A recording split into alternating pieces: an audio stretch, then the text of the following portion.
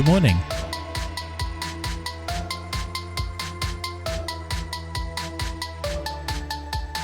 I'm Daniel Miller,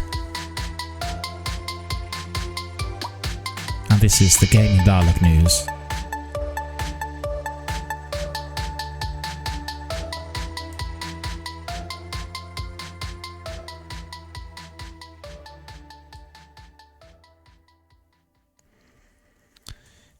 A warm welcome to all of our friends, fans, community members, participants, viewers, and everybody who is here with us today, watching us on various platforms around the world. Thank you for joining us, and thank you for supporting our channel, everything we do here, and most importantly, thank you for supporting our charitable fundraiser for the British-based charity called Mind. Thank you for providing us with some donations, the overall support, and most importantly for raising the profile, doing some likes and shares and spreading the news, which really helps everyone. And I can certainly assure you, those people who are using the services that the Mind provide are going to be the most grateful. So thank you for that, and keep them coming, and keep posting the news on your social networking, and make sure that our charitable fundraiser is being seen everywhere. Because don't forget, each one of us can experience a serious mental health problem or emotional pressure or psychological difficulty under certain circumstances. And at that point, we will all need some degree of assistance. And that's exactly what our colleagues from Mind are doing.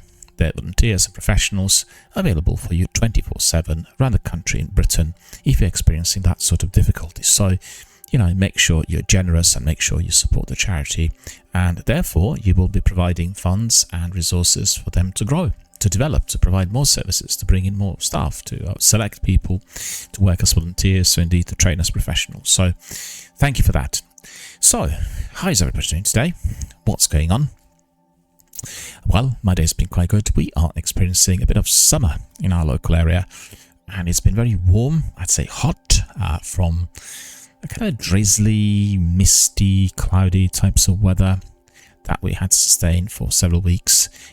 We're back to warm weather, and I really enjoyed some of that sunshine. Went out quite early, did some shopping, prepared myself some breakfast, the usual drill, with exercises and shower and breakfast and all sorts. I told you many times here what my sort of health drill is, and a lot to digest, I've got to say.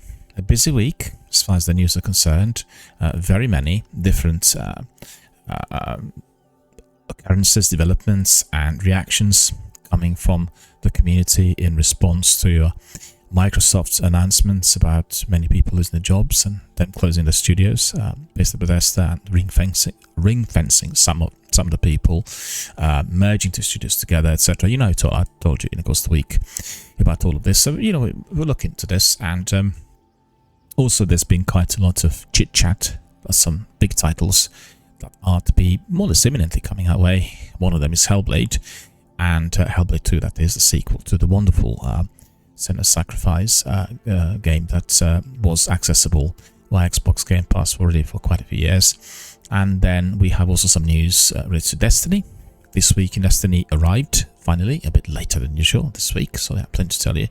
Lots of new activities introduced, and I think we're all getting warmed up for the final shape. It does seem to me that the community is, coming back together, and everyone is sort of hotly anticipating what the content is going to be, what the final battle is going to look like, once we finally, after all these years, come face to face with the Witness, the mortal enemy of humanity. And thanks to the new event, which had been launched recently by Bungie, Into the Light, and the event has provided us with a lot of interesting high-pace, high-octane activity as a three-piece. Onslaught being the one that I thoroughly enjoyed and played live here with some of our community members several times, which was the last couple of weeks. We do that with the next few days as well. Like I told you, my streams are presently I wouldn't say on hold, but I'm still testing the new system with my podcasts and the news bulletins, and our regular game streams will resume very soon. And I just had to work out what regular hours would be very best for our viewers and participants, as presently I kind of like doing that early in the day, but I know that lots of our US friends will not be able to join me, so I need to work out a strategy through which we are going to be not just doing the gaming but also supporting our charitable fundraiser, and everything else that's connected to that.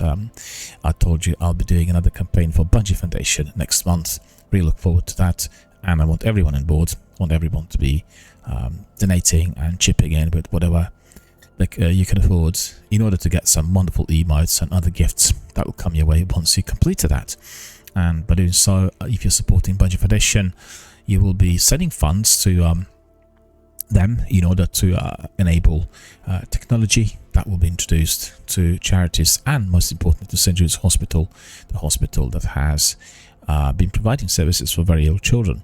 So those children that are facing a deadly, sometimes very, very difficult, very troubling disease, in some cases the disease is incurable, they can feel at home, they can feel not alone, they can communicate with their friends, their family, the schoolmates, and they can play games. They can get together just like we do here and have a time which is going to be pleasant.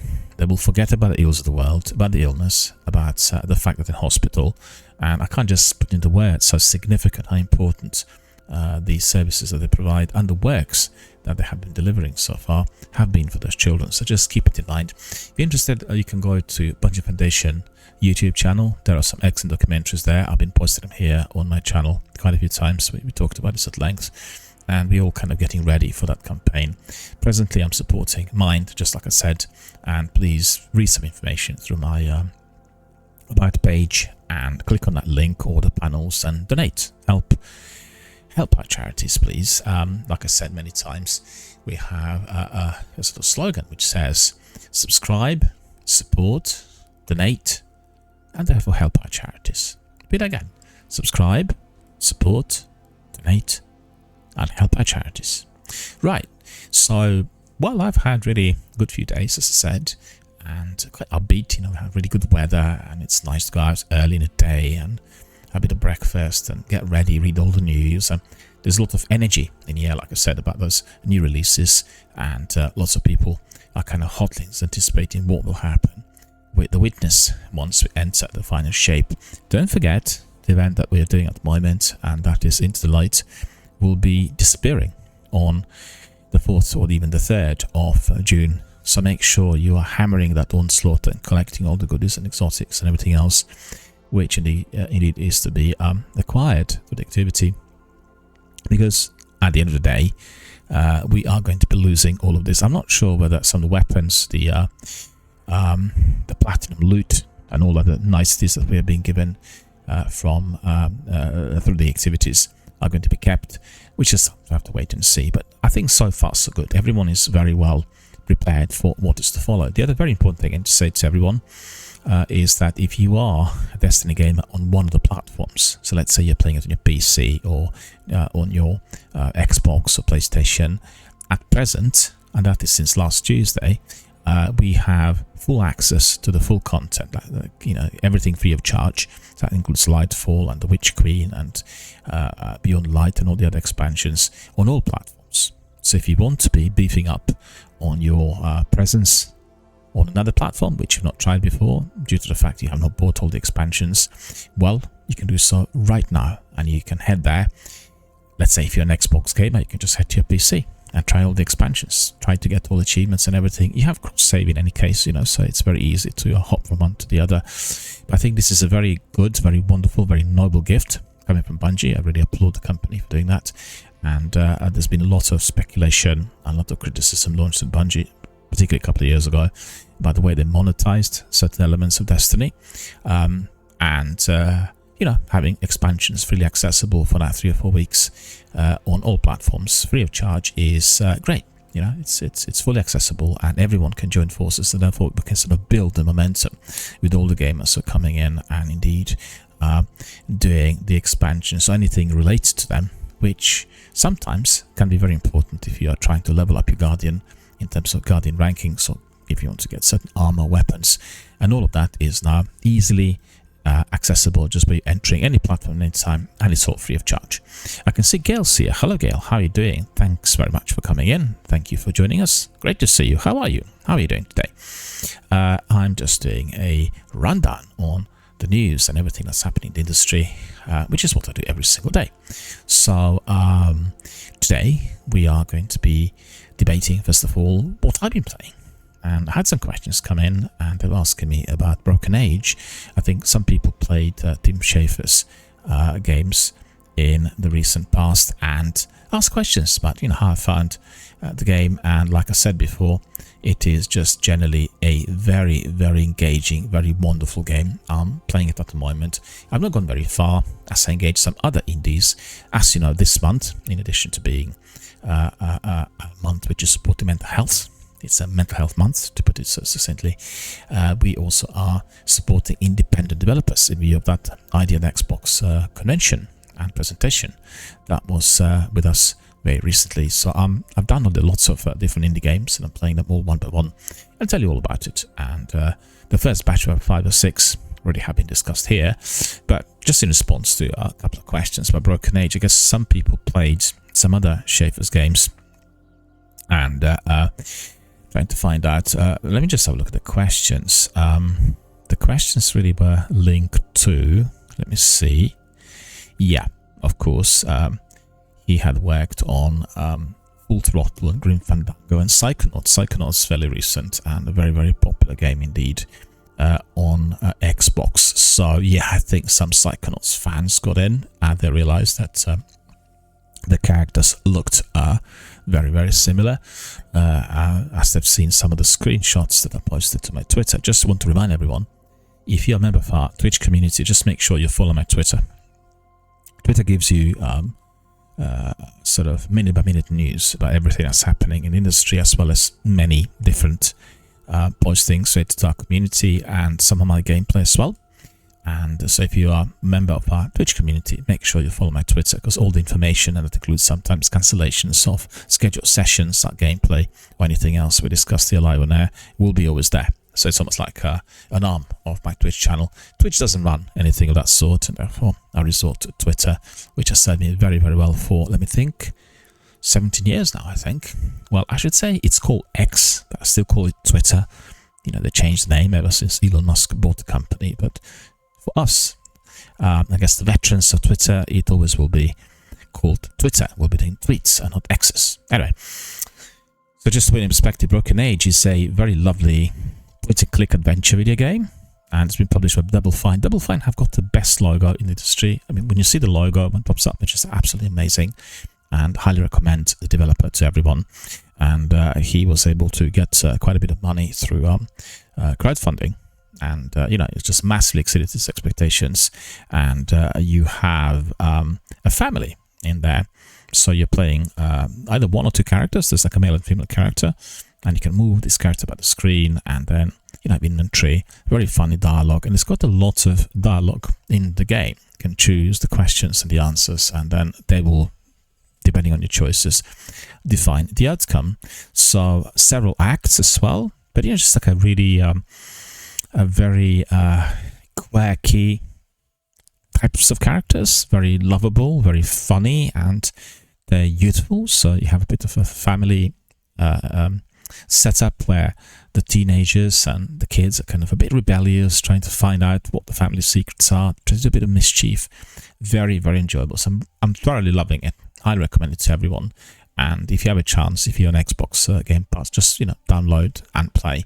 And it's just Schafer's games are so funny. The characters are so lovable, really. I can't find any word for them. And you will step in, connect with them straight away, and follow the story, and have a lot of entertainment for that process. So really, most highly recommended. Gail's asking me, I'm very good. How about you? Well, I'm good. Yeah. Been good. It's been a good few days, and regaining my health slowly but surely. The sciatica is not bothering me as much anymore, but still not fully back to normal. And just trying to really get on. That's all really.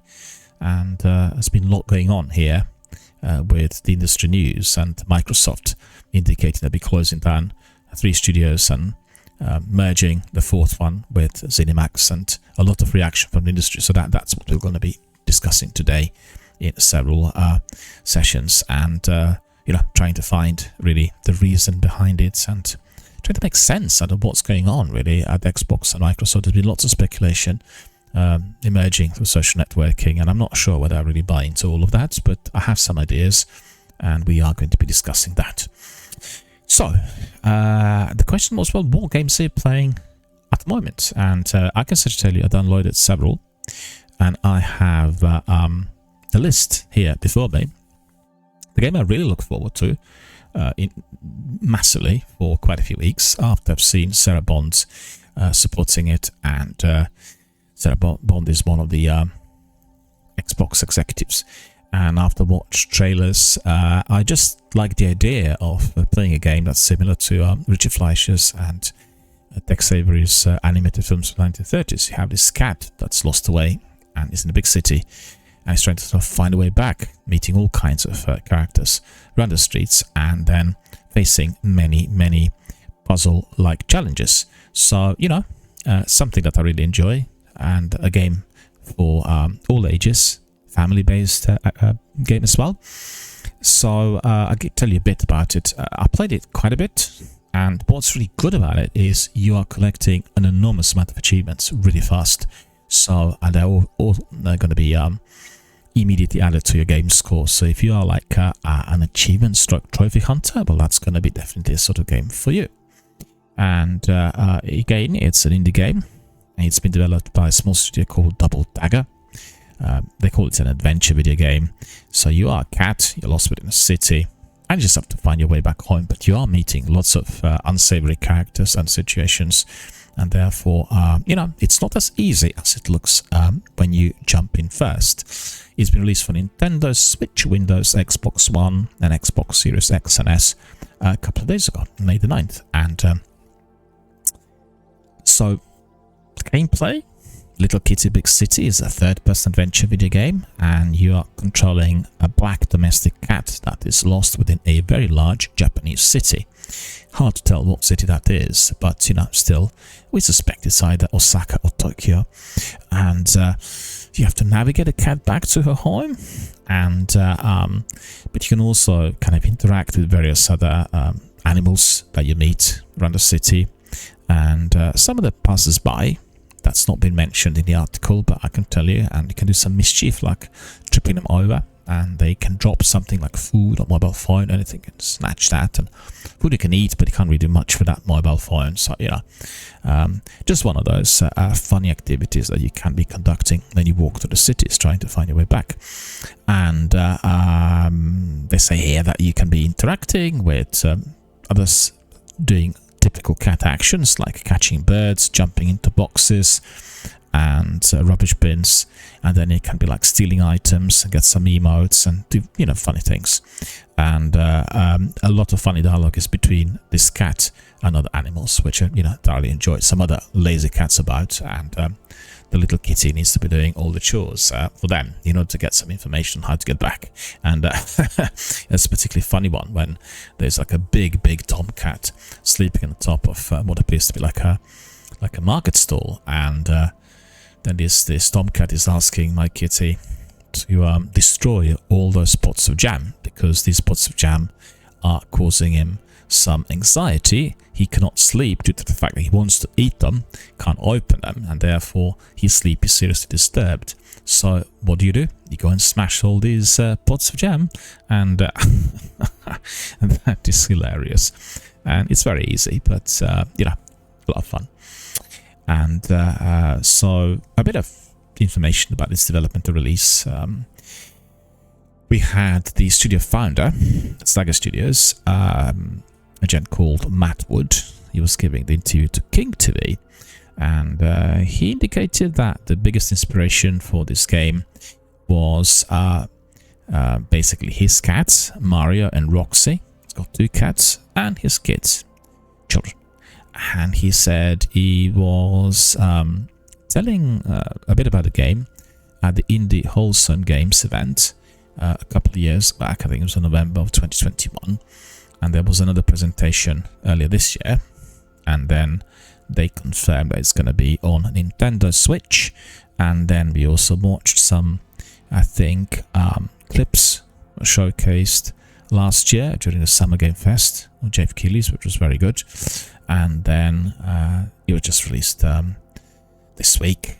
So, you know, you can really access it straight away, just if you are a member of the Game Pass community. Very easy. Play it on cloud, plays very well, or you can download. And I just recommend everyone to download games, because downloads are really a significant sign that somebody is interested in a particular title. You're going to be playing it back to back, and downloading and you're playing on the cloud is definitely massively helping those developers. So make sure you either access it through cloud or through the downloads, because you know these developers, they operate with very small budgets, and any form of interest will be greatly appreciated. And indeed, if we have lots of downloads, then you know they may attract additional approaches from bigger developers and publishers, which is going to be of great assistance to them. And just like with our charities, you know, indie developers require our support, and do not resort just to the back-to-back gameplay with AAA blockbuster titles like Starfield and Skyrim and, you know, Gears of War. But make sure you go down the route of trying out these quirky little games that perhaps do not really look as modern on the visual side of things, but have really interesting dialogue and very quirky gameplay, which is always going to be enjoyed. And like I told you, I played quite a few, downloaded now more than 20, and always great fun. Always great fun. Also, what I do enjoy is I'm in position to support these developers, provide them with my comments and views, and contact them directly. And it's always like a really, you know, it's a wonderful experience to be connecting with somebody who is new to you and then becomes a lifelong friend. So remember that when you play these games, and generally when you play games, don't just do it by yourself, do it with others. Join various social networks and discuss these games, you know, put postings on Xbox and PlayStation forums, and also talk about them live here on air with us, or indeed provide the developers with some feedback. They will be always very interested to hear what the experience of the title really was. So generally, the Little Kitty Big City is receiving a lot of good reviews and a lot of praise. PC Gamer had given the game almost 80 out of 100.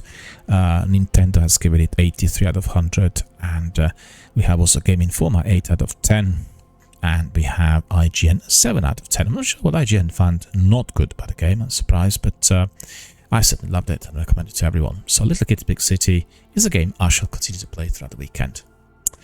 Then the next big game, well, it's a fairly big game.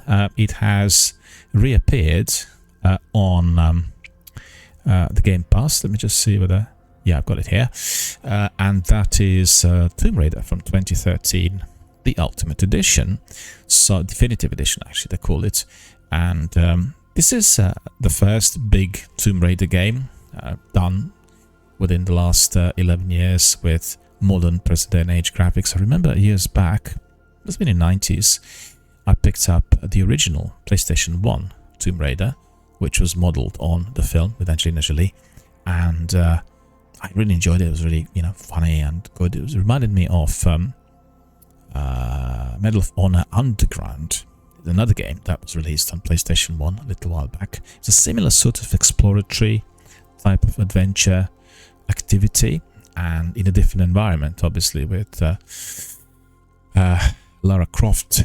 She's visiting these exotic places and sort of trying to find out what her father was doing over the years, and trying to unearth some of his archaeological discoveries and other interesting occurrences out there. But with Medal of Honor, it's a war game, and you have to really chase the enemy and neutralize them.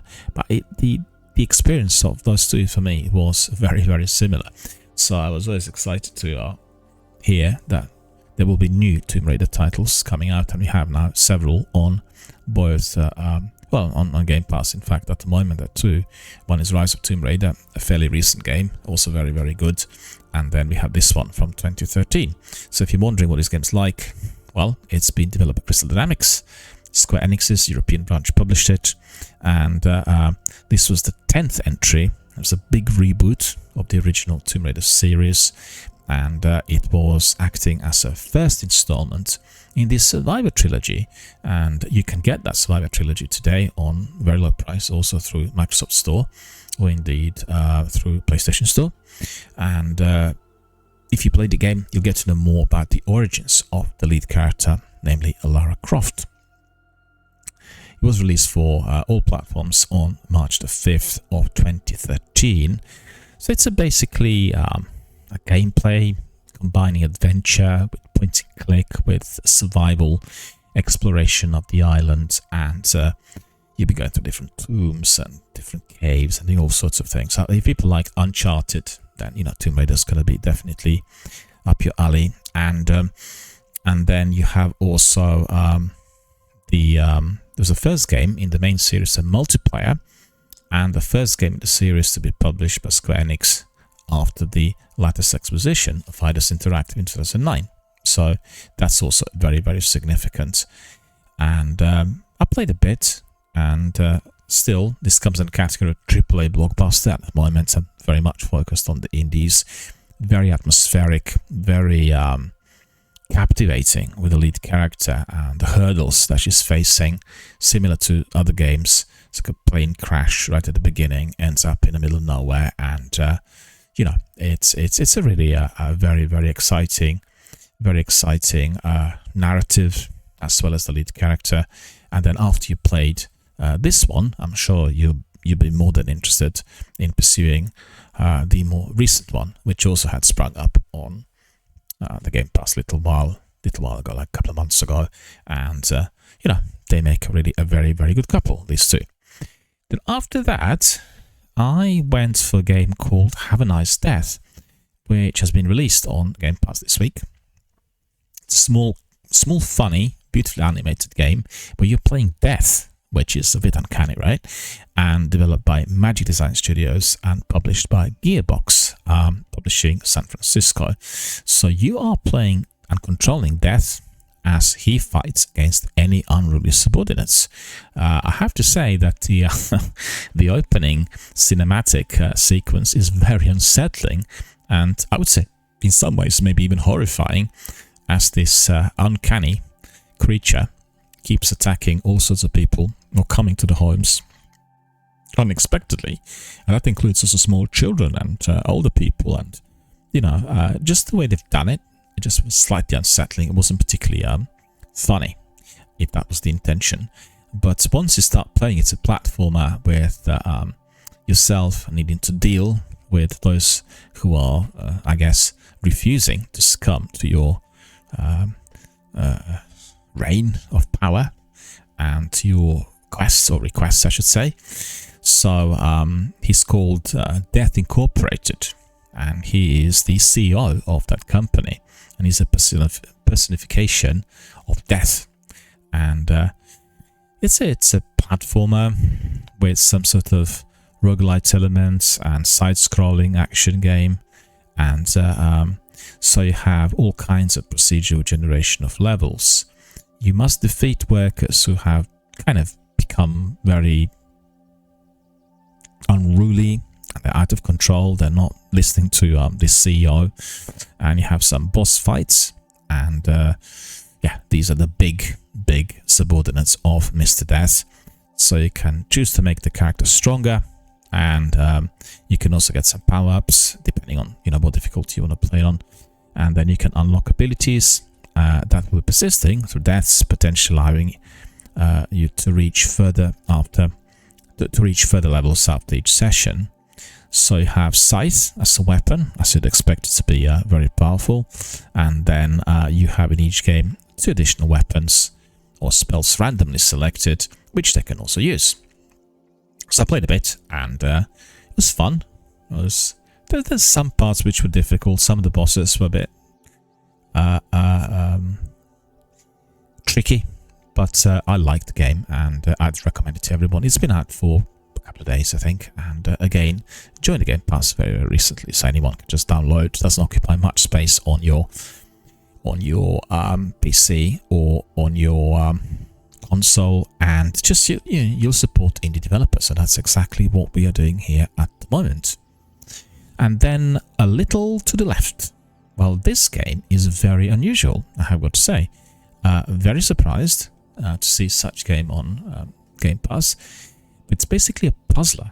It's a combination of lots of different puzzles. So if you are a person who likes doing puzzles, be it in games or real life, well, that is definitely going to be your bread and butter. Believe you me, it has many puzzles, and the only thing you're doing is you're just resolving them.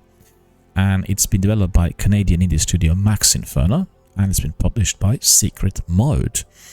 And at different levels, and some puzzles are quite easy, but I have to say there were 2 or 3 which I couldn't easily work out. Didn't understand what the system behind the puzzle was, but eventually I managed to crack them. So, and it's an ideal game for you to play on Android or Switch. You know, it's very easy. It doesn't have any sort of massive graphics, and you just have to be like in a puzzle, put in different bits and pieces together in order to get a correct solution, and then you get to a resolution. And in each level, you just drag and drop objects to clean up, otherwise a space which is badly organized. And some puzzles will have more than one answer, and that can be confusing, I have to say. So they released in 2020, and excuse me, I still do not have the ability to mute my mic when I'm doing this, so it's really annoying. I need to work out something somehow. Need to go to Razer and ask them if there is a way to which I can do that. So, excuse me, I need to drink some water. My voice is disappearing.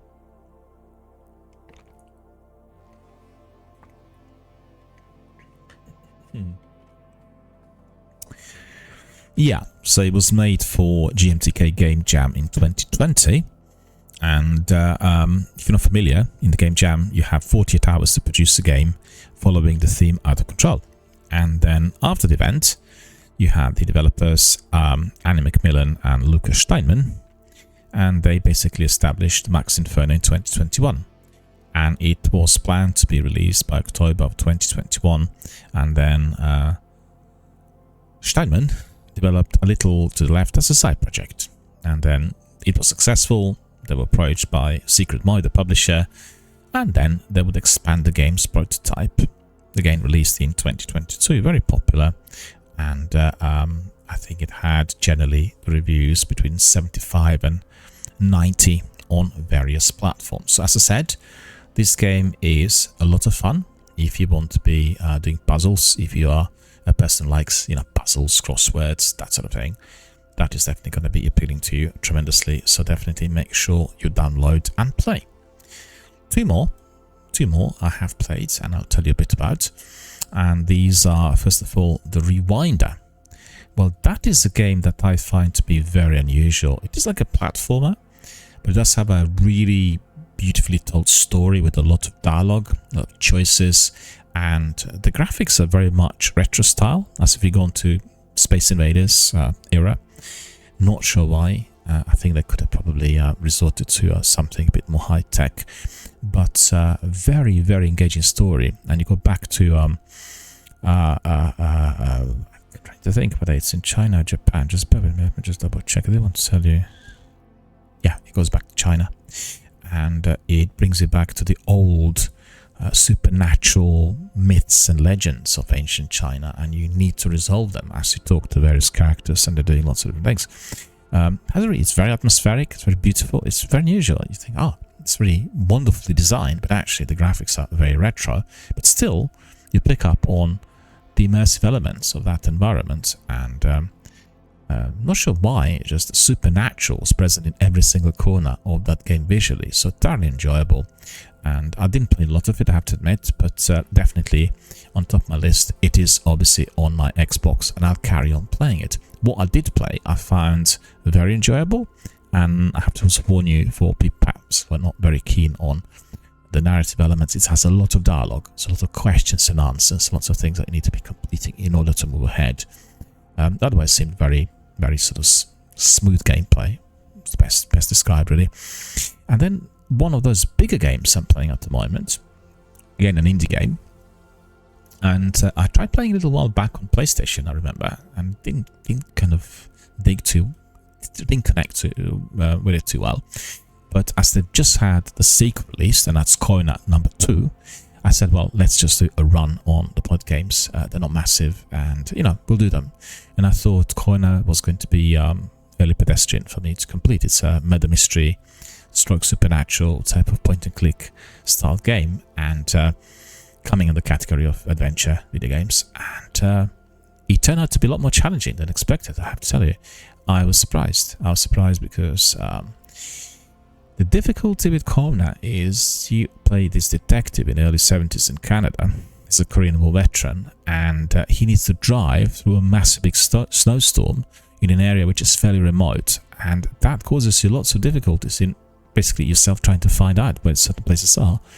You have a map, but it's not that well integrated, I must admit, and I did have some serious difficulties in finding certain places. They look very close on the map. Once you're in that snowstorm, if you're driving or walking, everything becomes a bit muddled, and it does cause you a major headache. So if you're playing the game, beware. That is what will be affecting your progression. And then on the other hand, I also felt certain items were so well hidden that unless you're paying a lot of attention, or indeed if you went to the internet for walkthroughs, you will be able to miss out on them needing to be picked up at certain locations, which does make it difficult, as once you have to go to totally different part of the map, let's say miles away from your present location, you will realize after you've gone to this other place that you did not pick up a magnet and you've not seen it, and the magnet will require a wire together with the actual piece, and you will pick them up in different locations. So it does make it a bit, I would say repetitive. You need to drive all the way back, you need to try all that, and that didn't really connect. That I don't like that. I like collecting everything at once and then going forward and progressing story-wise. So there are some hurdles in the game, but on the other hand, it is quite atmospheric. It captures the spirit of Canada in that era of the early 70s, with music and some of the props and some of the stuff which you see in various buildings. Places can be deserted, so you don't have many characters who you will be conversing with, and you get the feeling of that sort of cold, desolate part of Canada in which you ended up, and you needed to explore in order to resolve the mystery and the job to be completed for which you were hired. So I've been playing it already for a few days, and enjoyed some parts tremendously. I thought there were some parts that really connected and brought me back to the old point-and-click games on PC. But as I said, there are elements which are slightly disjointed, and that was really, I guess, affecting my overall enjoyment. I didn't like the fact that I had to be driving all the way back to pick up something which was completely hidden that I could have not spotted or seen otherwise, and it was causing me a major headache, and if you're playing the game at night before going to bed, you want to play like 45 minutes and then it was off, and it just made me play more and longer. I couldn't complete, and the other thing with the game is you cannot manually save. It has its checkpoints. It happened to me a couple of times. I've gone from a certain area and it didn't really connect with the checkpoint for whatever reason, so I had to replay certain sections. So that really annoyed me. Maybe partly to do with my own style of gameplay, as I've seen that some checkpoints were kind of nice and easy at the point of entry to various buildings and caves. But still, I feel it was an enjoyable game, or it is an enjoyable game, I should say. But there were some parts that I found personally frustrating. So yeah, just to tell you a bit more, it's a Canadian game, and a studio called Parabol developed it, and it was published by Ravenscourt. And like I said, it's set in the early 1970s, and you go to play. That's actually located in northern Quebec, so near Quebec, and there's also weird things happening in the area. You can't really work out initially whether it is just somebody's misdemeanor or there's something supernatural, and you have loads of buildings which you need to be exploring, and then in those buildings you'll find things which kind of remind you of X-Files, so it's a bit like an X-Files style game. And so you have several threats. I mean, the most important one, evidently, if you're in a snowstorm, is cold. And you will solve this by setting up fire, but for that you need to collect certain items, and you always have to be setting up fire where you are. And then you have wolves, and they can sort of jump on you. In order to attack you, you need to have a crowbar or a gun in order to protect yourself. And then you will have stress levels, and that will be increased by seeing upsetting scenes, and that's really within certain tough situations that emerge, or indeed by having different accidents, like falling down and being in a cave where there isn't enough heat or light or anything else. And the higher stress level will be decreasing your ability to run, and then you'll have some shakier arms, and therefore you can't aim properly if you're being attacked by wolves. But they said also here in the article that you can be smoking in order to calm yourself down, and also drinking beers. I guess that brings us to a perspective which is, you can call old school in video gaming of today. Drinking and smoking is absolutely not encouraged, but as he's a war veteran, I guess that sort of blends in with his mindset. And everything from the beginning is POV, so that's the first person view. And then you can also be picking up a map, but unfortunately you always have to stop your vehicle, whichever vehicle you're using, in order to get the map to be used. Otherwise, when you're driving, I guess the plain logic is, it's not going to be stimulating people to be driving and looking at maps, similar to what you have, let's say, if the game was taking place today, and it isn't, it's taking place in the 70s, then you wouldn't want people to be talking mobile phone and driving, because it gives obviously a very wrong impression, something that nobody indeed wants to be supporting. And generally the game was well received, but there have been some slightly lukewarm stroke negative reviews, and they were all connecting with some of the issues which are already raised in here. They said that there were parts of the game where certain items were hard to find, and they also found it to be I guess not tied in with the narrative as much, so you had lots of empty runs. I don't know, it depends on how you play the game, and depends on how skilled you are in using your compass, reading the map. People say they've gone and walked around for many hours not being able to find a cave. Well, if he told you go south, then you need to open the map and go south, don't go north, because you're not going to be able to find it there. Alright, so these are the games I'm playing at the moment, and there are some other ones which I have on my list, but I'm not going to be telling you anything about these for one simple reason alone. There are more games to be played and talked about next week. Let me just see something quickly. Oh, we have several people in here. I didn't see that Xenon is here. Well, hi, how are you doing? And we have SLW as well. Thanks, guys, for joining. I was reading my stuff here on my secondary display, so I've not seen your comments, and I do apologize for that. But it's very good to see you. Very good to see that our community members are popping in, saying hello.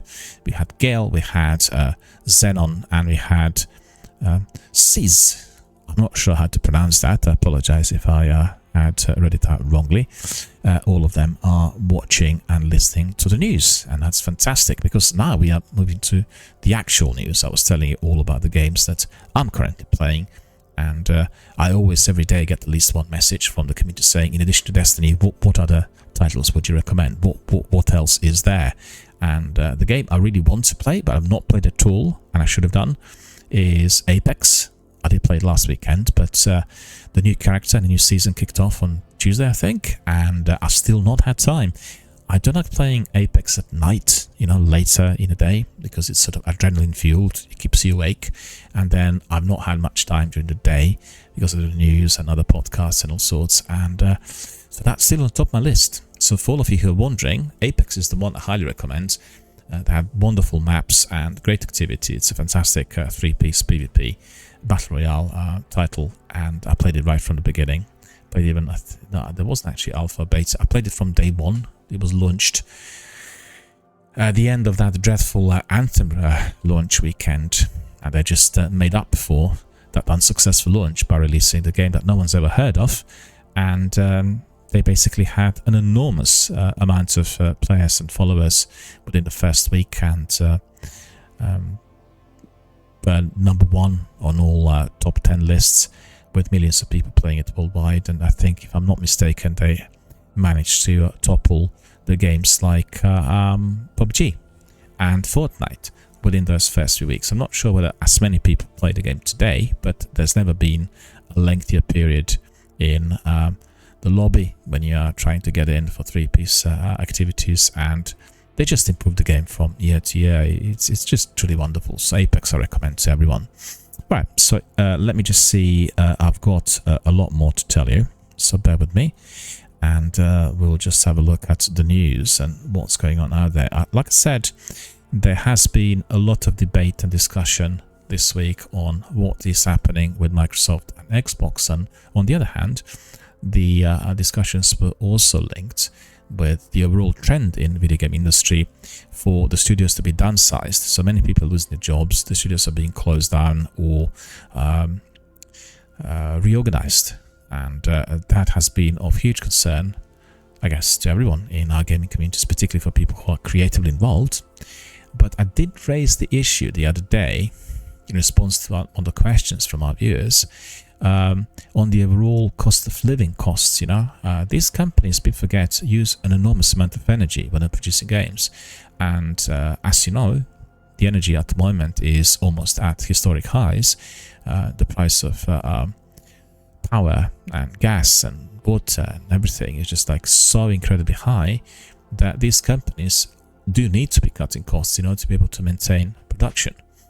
And obviously the way they do it is something that the executives will need to take the decisions on. But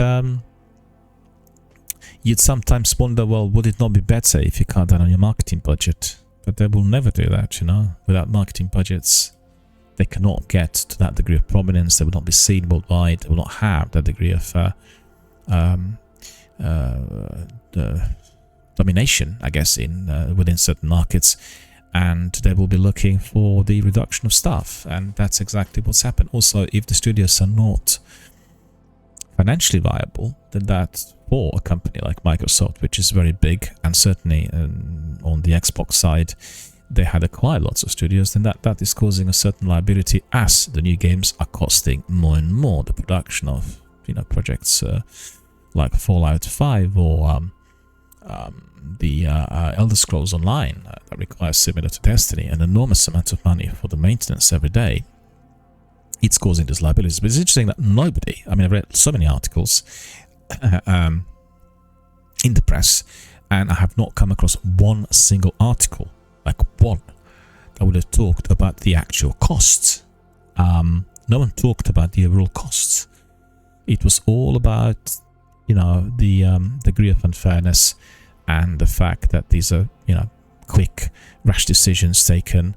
I don't really think that's the case. And we have seen, certainly in the last 3 or 4 years, you remember during the pandemic that there were serious problems for many studios, AAA studios as well. And this has been an ongoing feature for some time.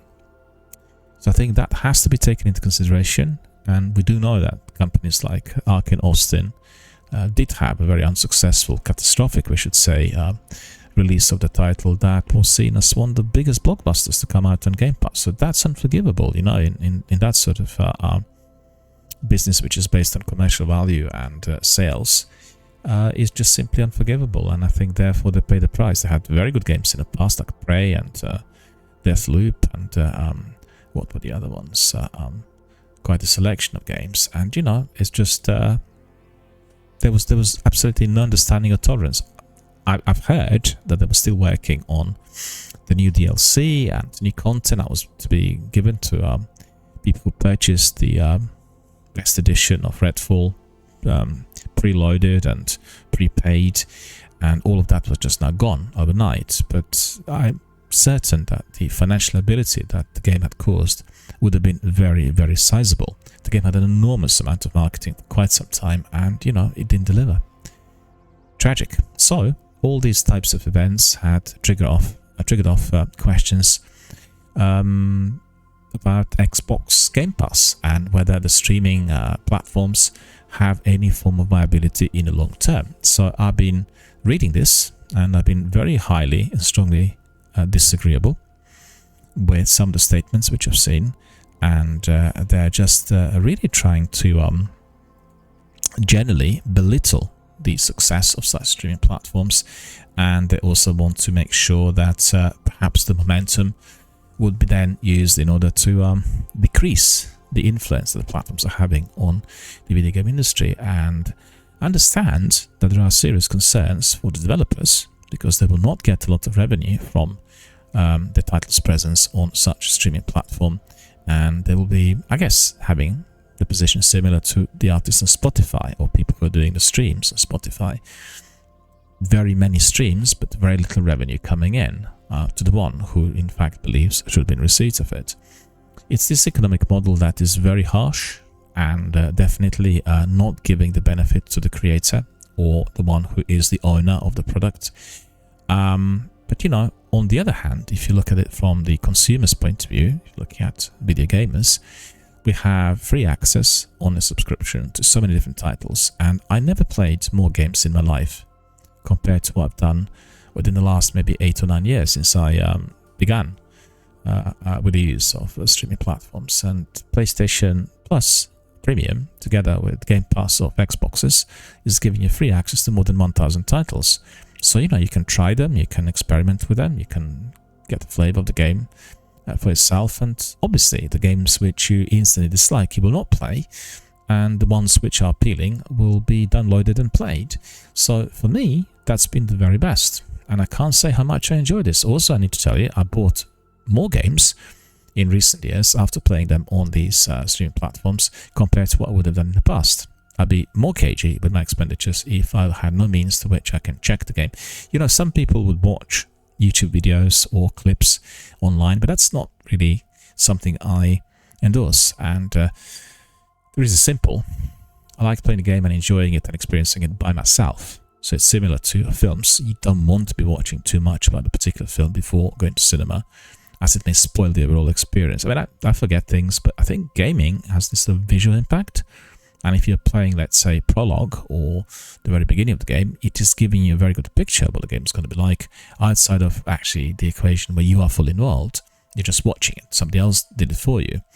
Not keen, I've got to admit. I try to avoid that as much as I can. And the Game Pass and PS Plus had enabled me to try many games that otherwise would have not been my kind of first choice titles. And that's been tremendous. So my knowledge on the developers and publishers have grown immensely. And I mean, at the end of the day, I would not be able to do what I do with my podcasts without that sort of easy access, because unlike some of the other guys who work for big firms, I don't have developer and publisher codes to try out games early. Maybe in due course I'll get them, but you know, I rely on what is accessible and what I can afford. And I can't afford very much, really. Everything is extremely expensive.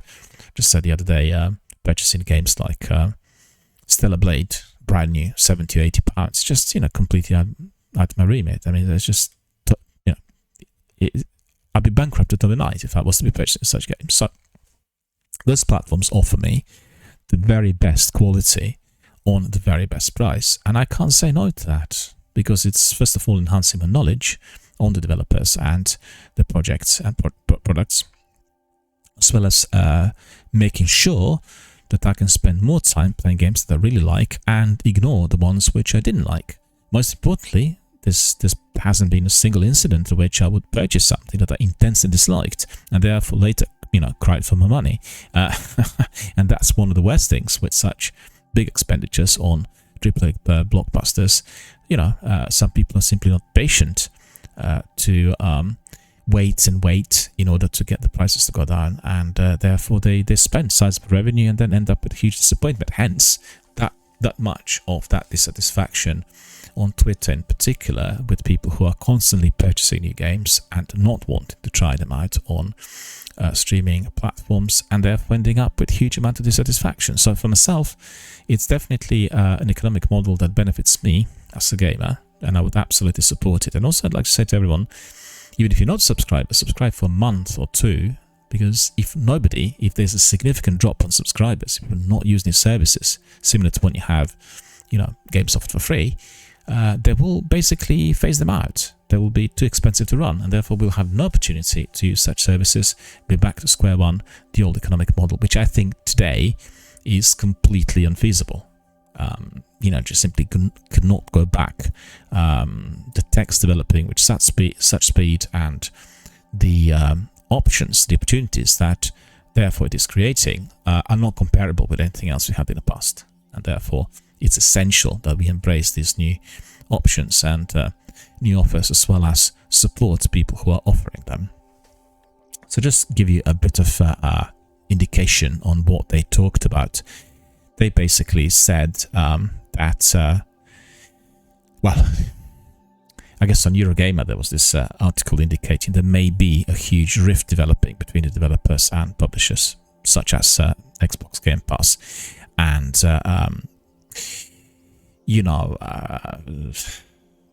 I'll give you some of the statements. They said that Aaron Greenberg, who is the marketing executive there for Xbox, he said that Hi-Fi Rush, the game that came from Tango Studios, was doing extremely well, and they're very happy with everything. And they didn't really now pick up on the fact he stated that they were not happy with the sales. Everything was fantastic, but the sales were not great. And they even confirmed earlier in the week that they will be focusing on bigger bets, the games which are providing them with some secure gains and I guess interest which is already paved, big games like Elder Scrolls or Fallout, obviously franchise type of titles. And they said that creativity can really flourish in there without any sort of fear that they'll be too niche, or that they will be ignored by certain people in the gaming community, and where fun, if a bit, multiplayer games can't be supported long enough to receive updates just days from completion. So I guess he's referring to the situation with Redfall, which lots of people waited for some time. I guess people dedicated to Ark and Austin, and people liked some elements of Redfall, and that's all been taken away from them. So therefore, they're asking a question: where does this leave Xbox Game Pass and studios like Double Fine or Ninja Theory if they're still making very small-sized quirky games in the titles? And I have to say, another question that has been persistently present throughout the week, and I've seen that in various podcasts, it really worried me, was this: they kept saying that Ninja Theory is the next studio that will be closed down because they have no marketing budget and there's been no promotion for Hellblade 2. Well, I think this is really completely unwise. It's a speculation that is unfounded. They have a huge number of followers worldwide. There's a huge anticipation globally for that game. The first game had an enormous success, which I guess most people at Ninja Theory did not expect. Huge amount of critical praise and acclaim across the board, won all awards. And, the assumption is that the anticipation and the hype that already has been created for the sequel is good enough. It does not need to be, backed up by an aggressive marketing campaign. And I agree with that. It's not even a game that requires that sort of thing, because it would go against the grain of, or the ethos of the title and what's in it, which is basically a game about mental illness. A difficult subject to portray, and they've done absolutely wonderfully well. I think there's any other game. I can even echo the fact that I don't think there is any film that I've seen that would have been as close to what mental illness is like as you would get it if you play Hellblade. And that comes from myself as a senior clinical psychotherapy consultant, professional. I've dealt with very many people who are experiencing similar sorts of things, and you had even a couple of documentaries made about the making of Hellblade, where people who were participating and people who sadly suffered from psychotic illness indicated, well, that's exactly how it is. That's exactly how we hear it. That's it. So, speculation about the studio failing and the studio being already placed on a list through which they'll receive cuts or be merged with some other studio are just really not helpful. And I've got to say, I was really quite shocked to see that come from various in-the-know sources, almost as if someone has really an assumption that Microsoft and Xbox need to fail because they're so cutthroat, they're so unfriendly, they're so terrible. And I mean, I have several problems with both Xbox and Microsoft, making a mistake, and I have complained excessively through in-the-know sources, and they're all very much to do with us as valued consumers, members of our Xbox gaming community. In my case, I'm also Xbox ambassador, supported the console from day one, etc., etc. But there are certain things on hardware that simply do not deliver, such as Xbox is not a platform on which you can do streaming, and streaming is the main thing in gaming today, together with, I guess, inclusion in AAA blockbuster titles, and everybody watches Twitch and YouTube streams, and that's the most important. So how on earth are you expecting people to be sharing the gameplay if your console is simply prohibiting you from doing that? And it's been really more than a year and a half, I think, that I've been complaining about this. Absolutely no response whatsoever. So it's catastrophic. It's awful. But that's one thing. That's connected with the way the consoles are made and the way certain services are delivered. But talking about game developers is something completely different. So, making those conclusions is certainly unwise, unhelpful, and I would certainly prescribe against that. We need to be resorting to facts, and we need to see what happens next. It's true, Hellblade did not have that degree of exposure as Redfall, and I don't think it has to be in the same position. Hellblade already had a very successful title. Redfall was just a new game. People didn't know what this game was about, and if you played it, you'll know it's like a Deathloop in a vampire-infested environment, but it didn't deliver. It was much worse than Deathloop, and supposedly this game was to be a lot more ambitious and more sophisticated, with many more NPCs and many more activities, but just fell flat. So they said at Eurogamer, so where does this leave Xbox and Game Pass and studios like Double Fine and Ninja Theory when they're still making smaller sized games? How secure is the team that's Ninja Theory behind Hellblade 2 today, even if the game launches and even if it becomes like a huge hit? And so they're really asking other people whether they also believe that there is that sort of problem. Well, I can certainly tell you from my perspective, I do not believe that there is a problem. And I do not see that as something that will be affecting Hellblade. And I don't really see at all as to why Game Pass or PlayStation Plus services would be suffering if these studios are reorganizing reorganizing the back room, so to speak, with the studios that they own and with anything else which is associated with them. I don't really see that. I see that they're really approaching the subject in a way which is costing them a lot, and that is making everything accessible on all platforms. That's not something they really would like to do.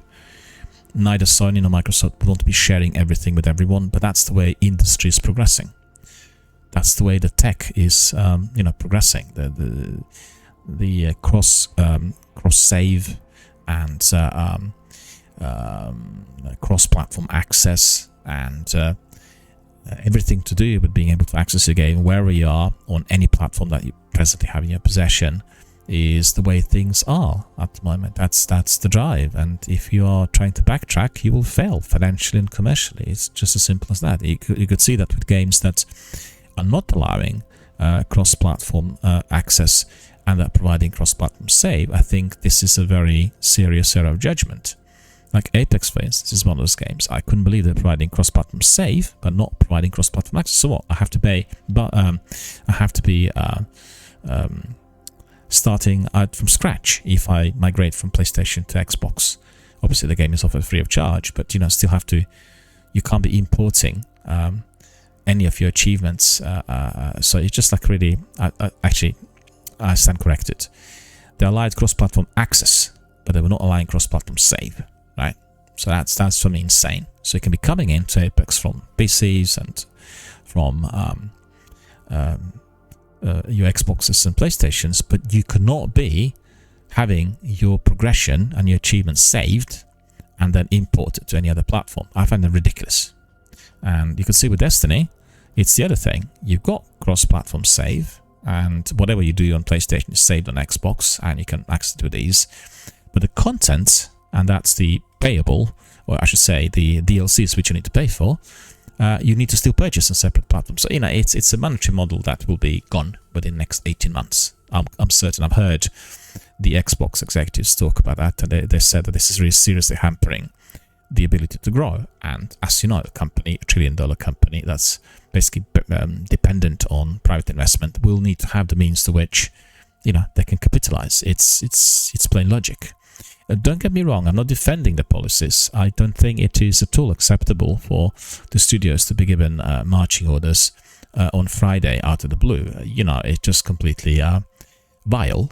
But there should have been a greater transparency and knowledge, certainly within those studios, that things were not going according to plan, and people, should have been prepared for what was to follow. I do not agree with the hatchet jobs happening overnight, because don't forget, these people have families, they have children, they need to feed them, and what do they do if they simply have to be leaving the jobs on Friday without having anything else to do? It just doesn't seem to be either fair or reasonable. But, what I'm trying to say is, you got to really consider the wider scheme of things and what the reasons behind all of that really are. And anyway, we'll see what happens next. I'm still quite excited about some of the titles, but I'm definitely not excited to hear that those chaps will now have to be looking for additional work in an industry which in fact is having a trend where very many people are being asked to leave. So it becomes very, very difficult. And being an independent developer, you've learned, is very tricky because you have no financial support. You can just do everything by yourself through crowdfunding or any other resources which you may have. But don't forget, Tim Schafer can do that. He had other successful games behind him. But if you're brand new, it will be as difficult as trying to really get a few of your community members on board on a Twitch channel. If people do not find you, they do not know who you are, it will take a long, long while. And as you know, it is essential that some of that revenue is accessible in order for games to develop. So we heard that Perfect Dark is being created. The Perfect Dark reboot is in the process of being made. There's speculations about the state of the game, but it's just rumors. What I've heard so far is that the project is evolving. We don't have any tangible evidence how far they've gone.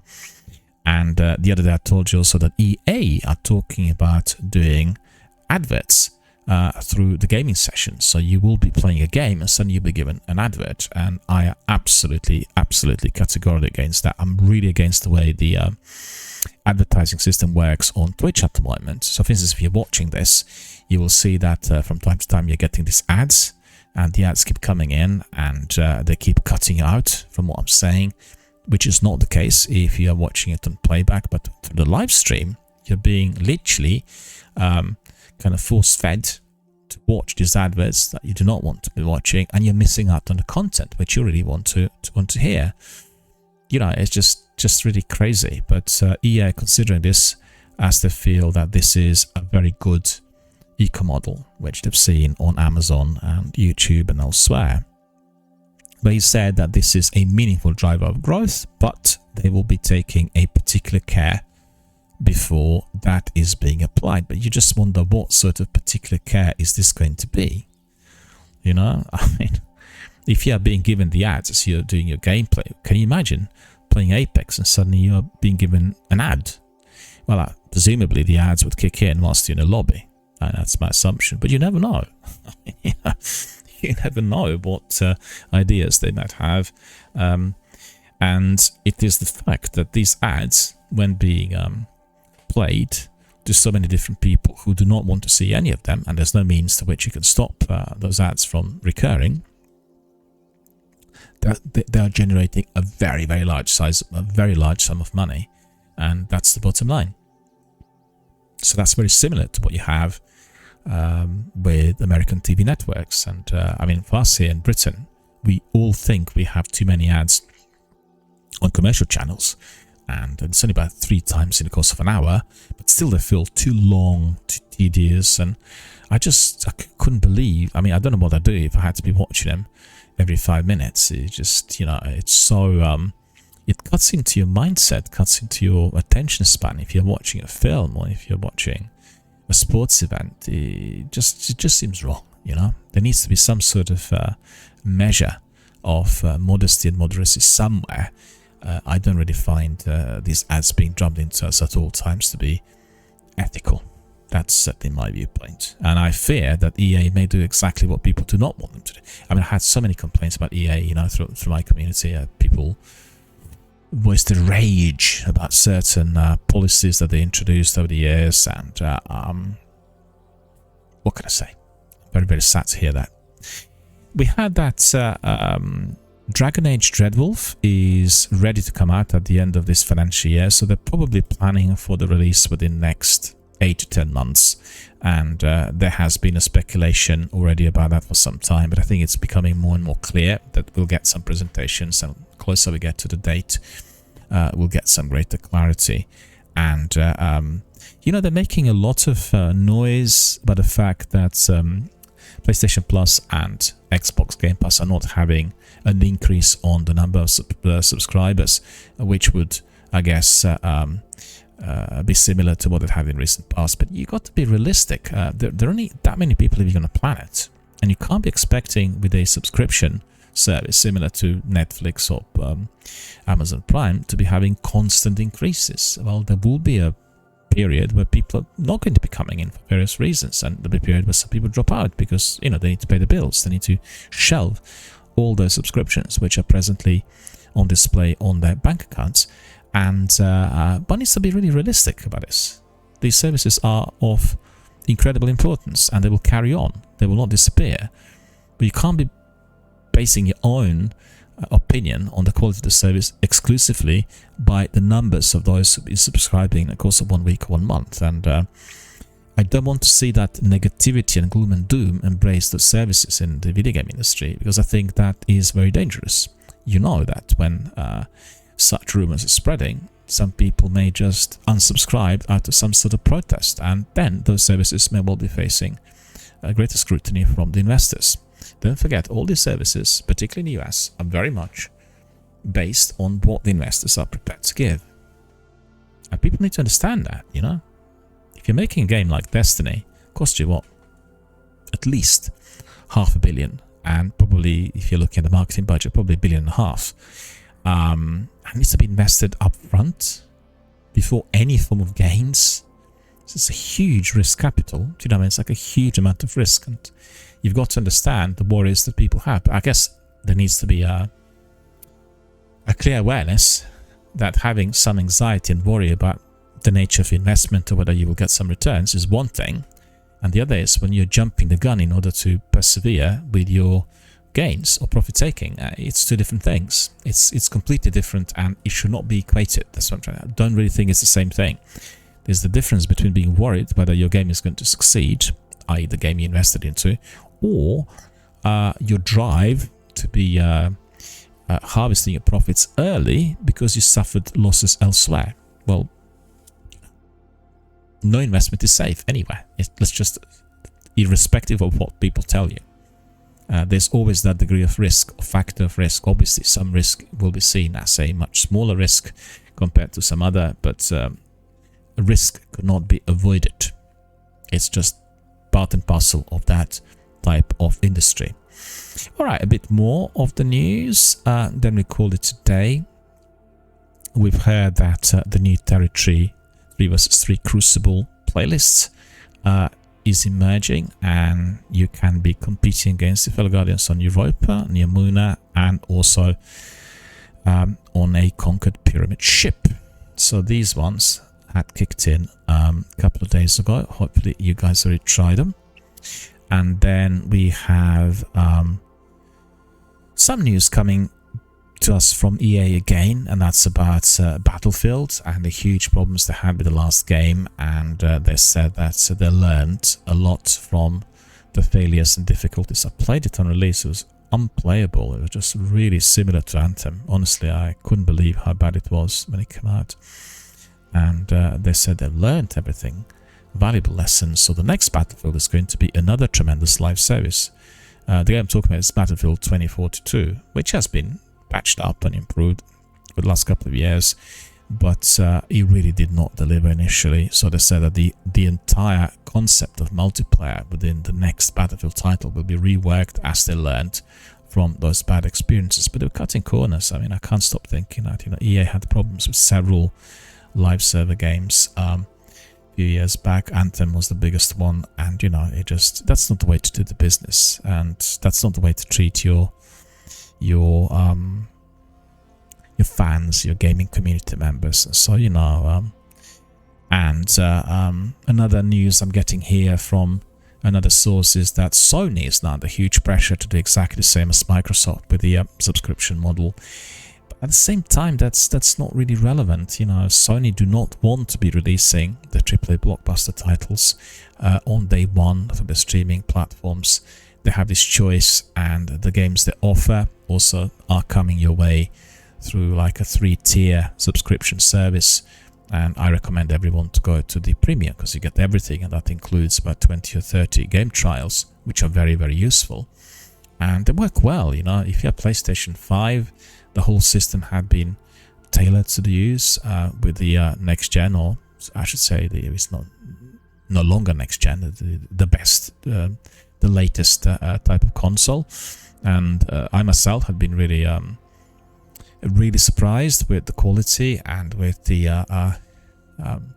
ease of use and everything. It was so well integrated on PlayStation 5, and I've been using PlayStation 4 now for quite a few years, and some of the services just simply didn't deliver anymore. You know, as the tech moved on the old console, they just didn't work as they should, and on PS5 everything seems to be absolutely tip-top, and that includes also the streaming services, which really deliver. They're really top class, and I didn't have any problems either with cloud streaming or any other, much superior to what we had on the previous platform which they offered, and the old console PS4. So I don't agree with any of this. I think it's just speculation. A bit more, let's see. We had some news about Fallout. We've heard so much about Fallout, so I will not bore you with this. And I have some other information on what is it now? Yeah, there's been another big speculation, and that came out of some Twitter feed, some tweets that I think Sarah Bond had forwarded. Well, there was some discussion that she was actually talking in an interview, and it's almost clear that the next game, the big game that they'll be introducing on Game Pass, which is hotly anticipated, will be the next Call of Duty, part of the series, and that apparently they suspect will be the Xbox Redacted, the showcase Redacted in June. I was suspecting that this may be allowed, but I think after I heard that all other industry leaders considered Call of Duty to be the title, then I think my suspicion, or I should say my bet, is definitely out of the way, and I better not say anything about it. Maybe I'm still right, but if they talked about Call of Duty, I'm quite certain Call of Duty it will be.